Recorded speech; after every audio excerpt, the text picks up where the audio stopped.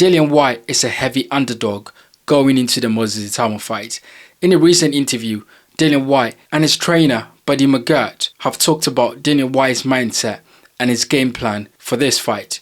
So in this video, I am going to discuss Dillian Whyte's game plan and to determine whether that will be good enough to beat someone like Moses Itauma. Before we do that, if you have not subscribed to this channel yet, then don't forget to support, hit the like button, subscribe and leave your comments in the section below. So in this sit down interview with DAZN, Dillian Whyte and Buddy McGirt sort of go into detail about Dillian Whyte's change of mind and his preparation for this Moses Itauma fight. And one thing about Dillian Whyte's game plan that they sort of focus on is the change of mindset in terms of how Dillian Whyte used to fight before. And Dillian Whyte is much older, so he has changed in terms of the way he approaches fights.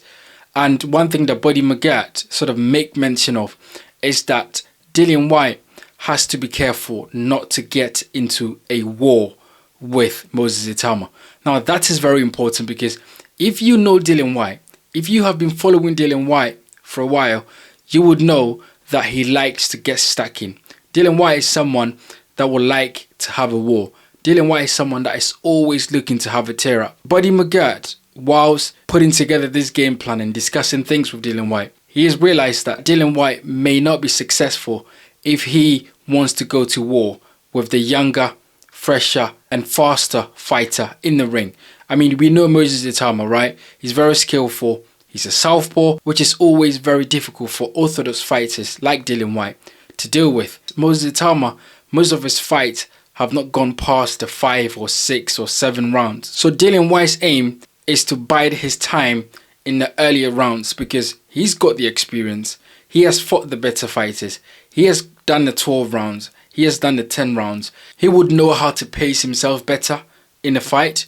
And so fighting the inexperienced fighter like Moses Itauma, that is all about knockouts, Dillian Whyte has to change his mindset, which is what Buddy McGirt was talking about in terms of positioning his mindset as in, I am going to try and take this younger fighter into deep waters, into round 8 or round 9 or round 10, and then drown him. But we know that Dillian Whyte naturally is an aggressive fighter. Naturally, Dillian Whyte wants to get into a tear up, which would not be feasible in this fight because, number one, Moses Itauma has quicker hands than him. Number two, Moses Itauma's feet will be much quicker than Dillian Whyte. And number three, Moses Itauma has quicker hands and therefore is able to land his shots much quicker than Dillian Whyte will be able to do. So the idea of Dillian Whyte biding his time in the first few rounds to get Moses Itauma to expend a lot of energy whilst Dillian Whyte is taking this fight later into the rounds is definitely a very good idea. Now, will Dillian Whyte have the gas tank to be able to keep Moses Itauma off of him until round 6? Because I've always had this idea that if Dillian Whyte is still in this fight at round 5 and round 6, Moses Itauma has a serious problem to deal with, because then not only is Dillian Whyte in the advantage, Dillian Whyte would also be able to play the mind games, because he's been in round 6, he's been in round 5, he's been in round 7.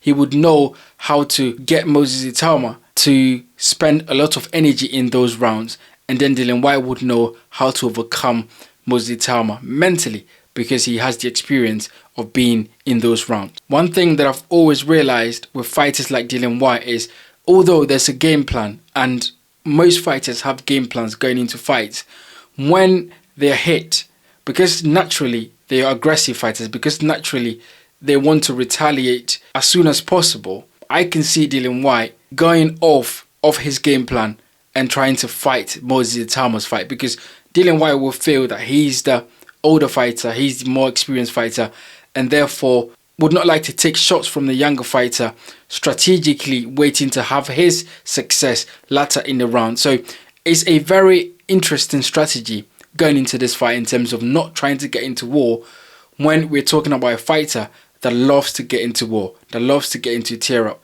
But Dillian Whyte would have to stick with his game plan if that is what he's going to do.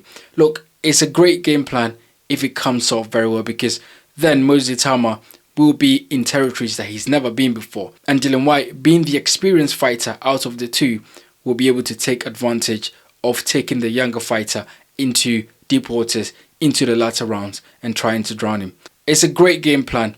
Whether Dillian Whyte will be able to execute that and not get into war, that's a different story. How will Moses Itauma then adjust in this fight if after round 5 or after round 6, Dillian Whyte is still in the fight and is still having some success? Will Moses Itauma's gas tank start to fade, or has Moses Itauma got better gas tank than he's shown so far in his career? We're yet to find out. It's a very interesting mindset shift for Dillian Whyte, making sure that he doesn't get into a war, he doesn't get into a tear-up with the younger, faster fighter in the earlier rounds, but then looking to take Moses Itauma deep into the round and try to have success that way. It will be interesting to see how this plays out.